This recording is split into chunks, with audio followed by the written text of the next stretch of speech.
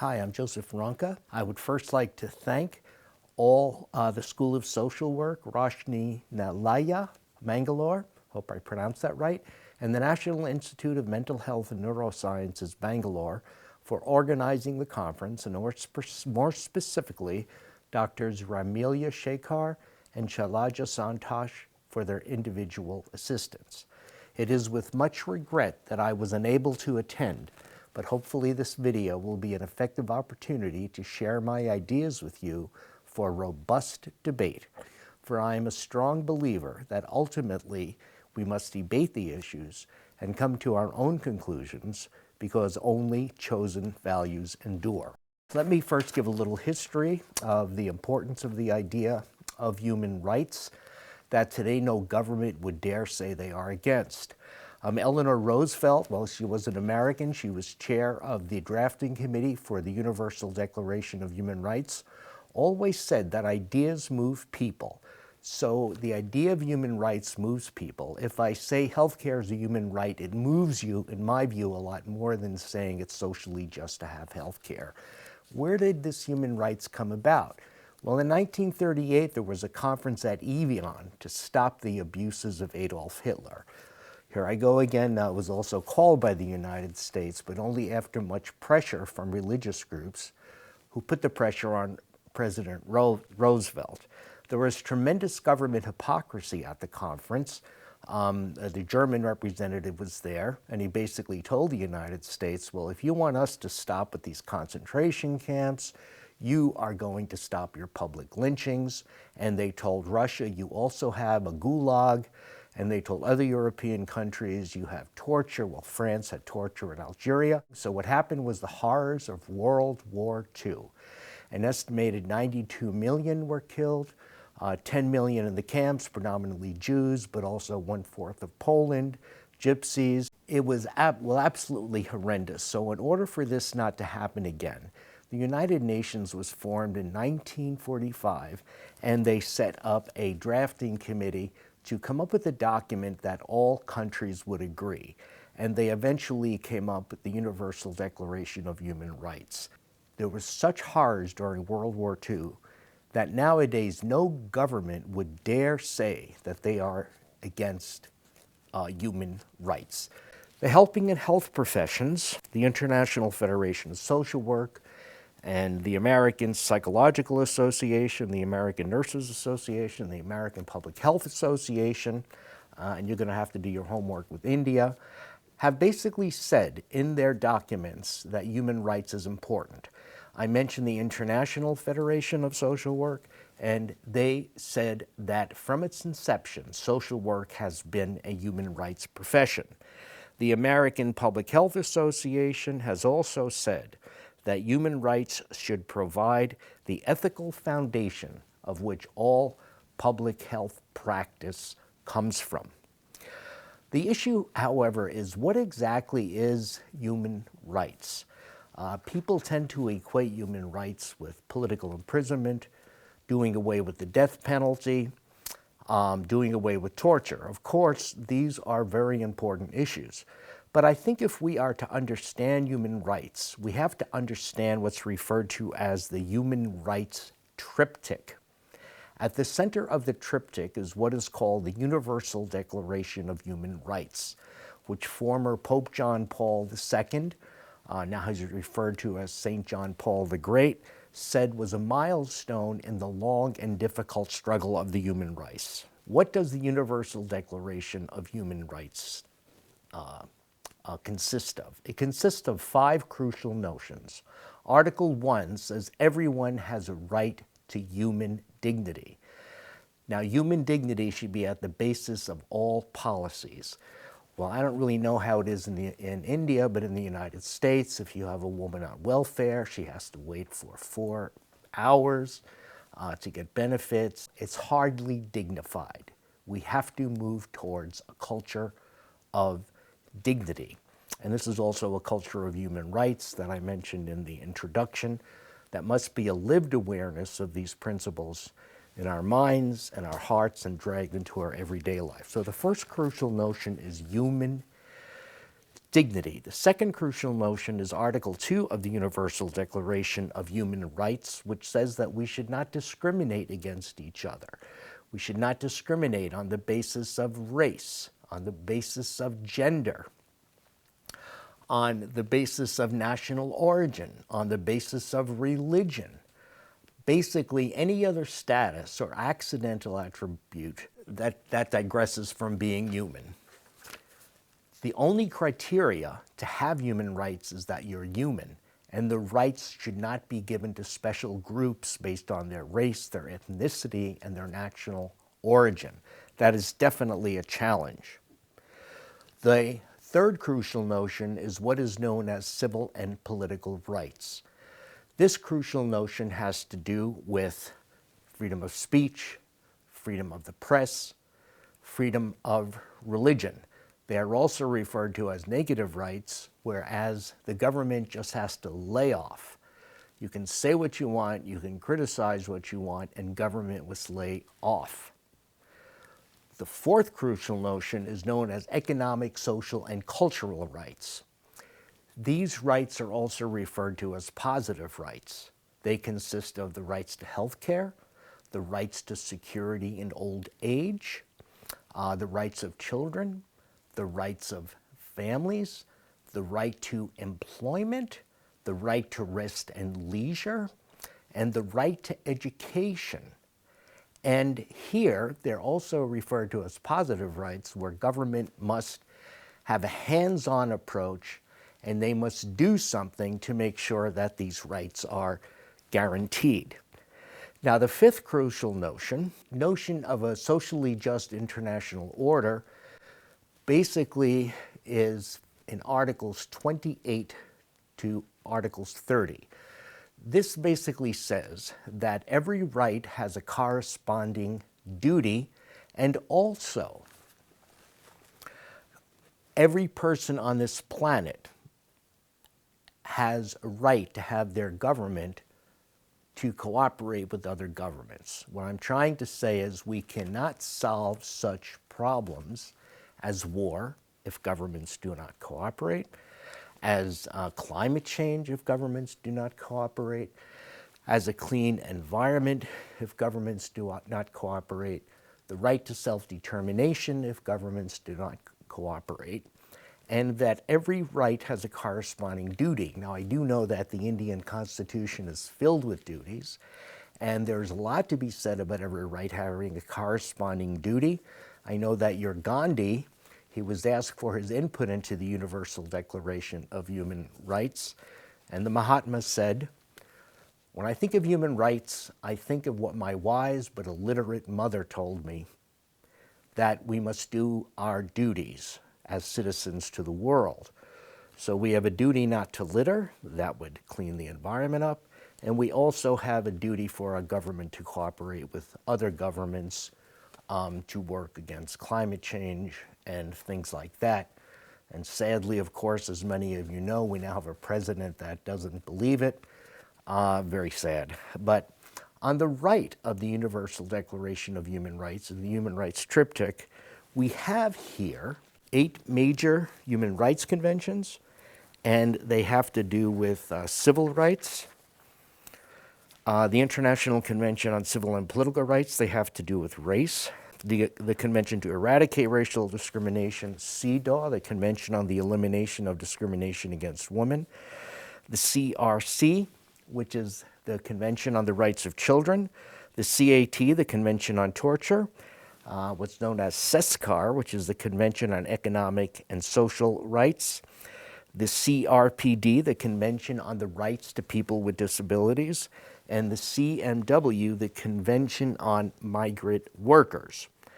Now, this is the clincher. The United States has only ratified 3 of those conventions, okay? Now, let's go to the country of India. What have you ratified?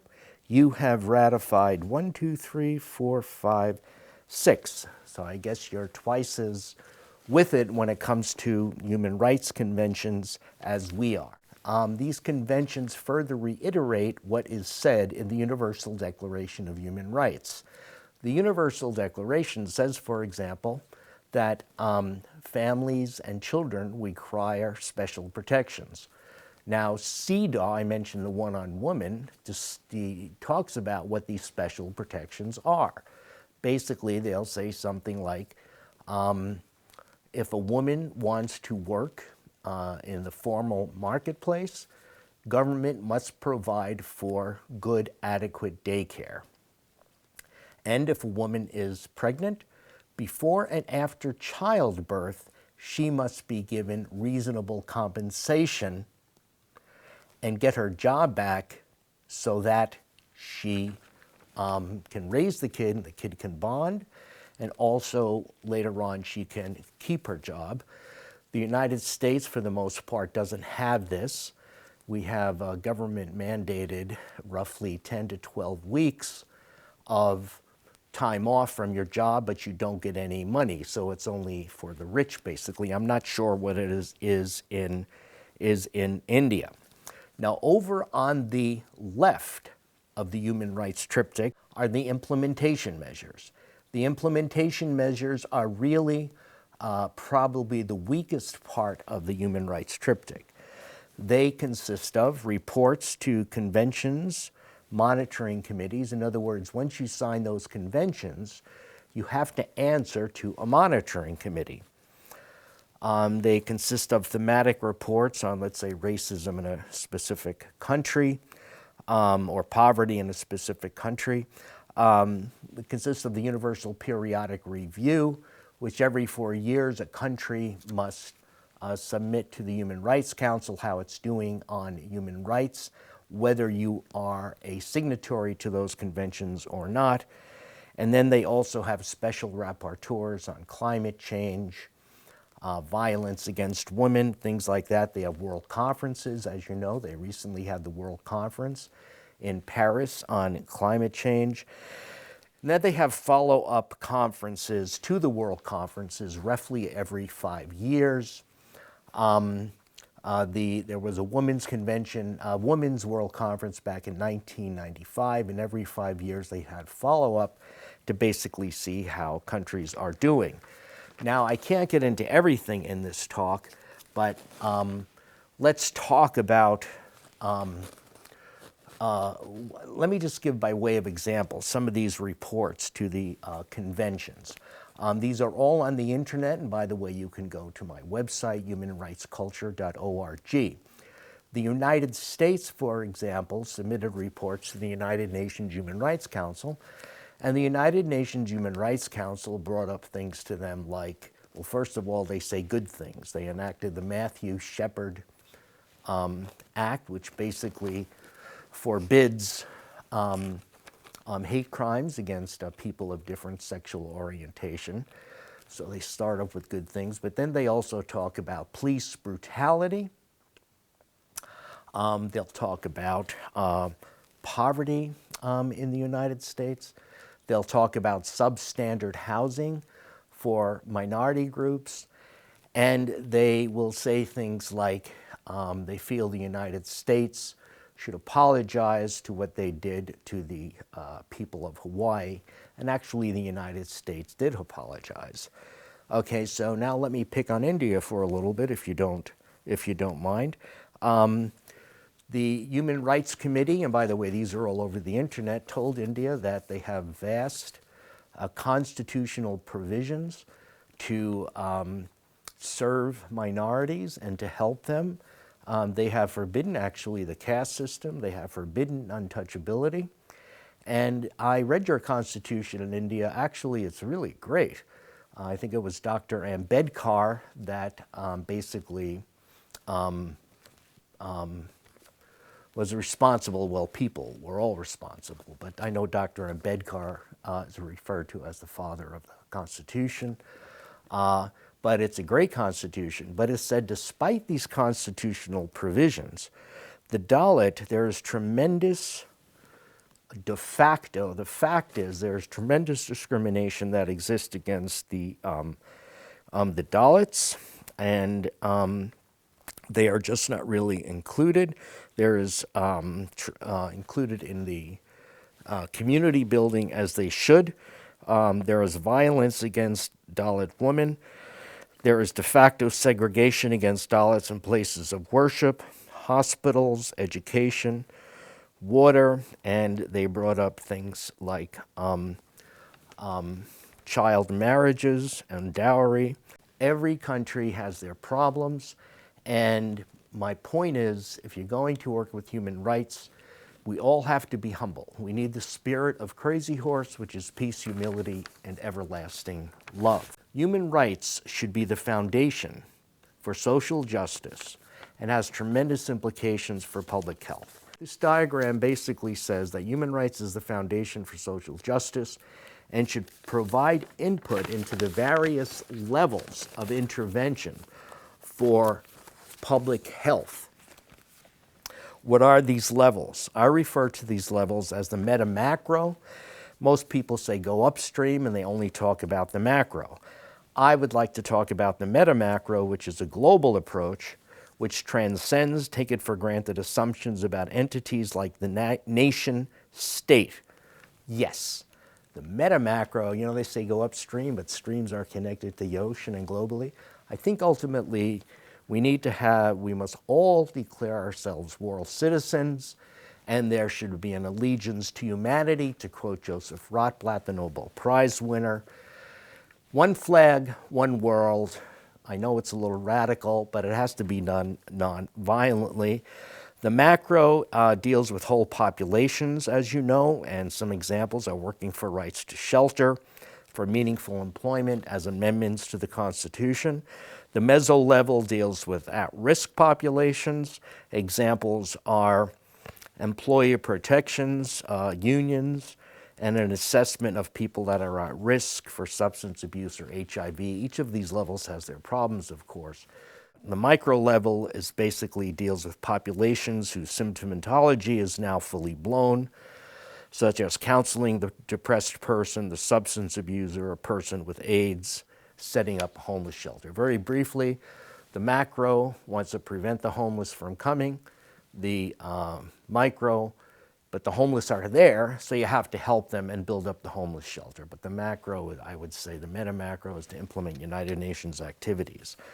So those are some examples. Now, also I must say in my book, and it's going to be on display somewhere, I have another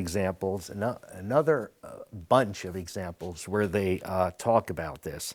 I have many examples how they relate to alcoholism, mental illness, AIDS, and obesity. Let me talk about mental illness. What would be a meta-macro intervention? A meta-macro intervention would be implementing the United Nations Charter, which is sort of the granddaddy or the grandmommy of all this. I didn't mention it before, but it's there. The United Nations Charter says everyone has a right to employment. We must implement the United Nations Charter. Look, when you're talking about mental illness, ultimately you're talking about suicide, okay? Very serious stuff. But suicide and depression, it is a symptom of hopelessness, no hope in the future. Now, if people had a job and paid meaningful wages and the job was socially useful and contributed to the development of the human personality, we'd be onto something. People would have hope. So we must implement the UN Charter. That's the MetaMacro. Now look at the macro is basically teaching children to find viable ways to change their moods. And we get a lot of these ideas for interventions, in my view, from the human rights conventions. The rights of the child says if someone has been depressed or abused emotionally, sexually, physically, it is our responsibility to reintegrate them back into society. And therefore, we must have health care and we must have ways to do this. And this is where the helping professions come in. The MesoLevel deals with at-risk people. And I always like to talk about most of the kids that get sent to the social worker or the psychologist tend to be disruptive children. But if you are going to help children. And if you're going to help do it right, you have to find kids that aren't disruptive, that go to school with a briefcase and glasses that are 6 inches thick, and they're just studying, they're all alone. We have to have an aggressive way to deal with these, to find these children who are at risk and work with them. It's not only the disruptive kids. On the micro level, we have to counsel kids that are to develop adequate coping strategies in group and or individual settings. Talk to them about what do you do if your alcoholic parent comes walking into the room. Make sure you're safe. Talk to your godmother, things like that. Now, look, with this human rights stuff, if it works, it works. If it doesn't work, you don't have to like push it. Some of this is common sense, but my feeling is that a lot of these approaches, okay, if you read these human rights instruments correct, they sort of emanate from that. Oh, by the way, there is also the MetaMacro. I didn't really mention that, but the MetaMacro is basically getting better, not necessarily through professional interventions, but by non-professional ones in the everyday life. I'm thinking of what the phenomenologist would talk about, the Lebensfeld, that the everyday life can help you. It may be seen as negating professionalism, but it's not. What do I mean by that? Supportive siblings. We have in the United States Alcoholics Anonymous, Emotions Anonymous. We have Depressions Anonymous, Love and Sex Addicts Anonymous. We have all these things, but people can get better by talking to each other. Now, the Convention on Elimination of Discrimination Against Women spoke about the need for support groups for women in rural areas, and the United Nations, when I was on sabbatical last year, came up with the Declaration on the Rights of Peasants. And they're so far away from help, so to speak, that professionals have to go in there and they have to find ways to help one another.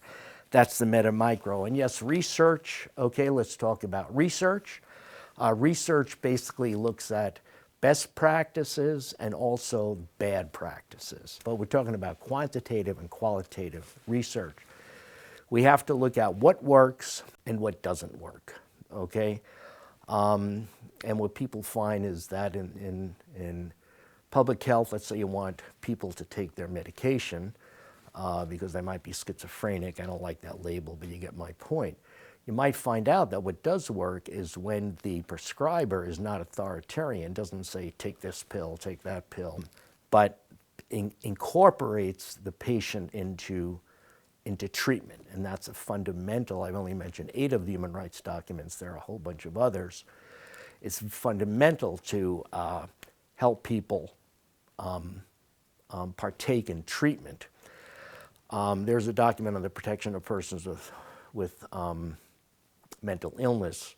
And if you talk to practitioners, what you might find out is that they didn't include the family in treatment, or that they didn't monitor the medications. Okay, so they're part of the treatment where they give their input, but they have to be monitored. Well, thank you. I think time's running out, but I just want to say this at the end. Things, of course, are really rather complicated. Whatever the human rights violation, say, for example, female genital mutilation, FGM, there must be no tolerance, of course. But still, we must be culturally sensitive and, in brief, not hypocritical. Because in the West, if you want a husband, you have to be dead from anorexia nervosa. Yes, that's a joke. I hope you will excuse the exaggeration. But like Pope Francis said once, who am I to judge? Who are we to judge? I'm against female genital mutilation, but we have to look at our own selves. And I want to say that a human rights violation does not justify military intervention. When the United States invaded Somalia back in 1993, right before, the newspapers were filled with stories of rampant FGM there. And I remember reading the New York Times, 95% of the women were genitally mutilated. But it's to gain public consensus to invade that strategically located country where all the oil goes down. And we need to have a little bit more humility, less hypocrisy. And I want to thank you very much for your attention. I hope you enjoy the conference. I'm there in spirit. Thank you very much. Take care.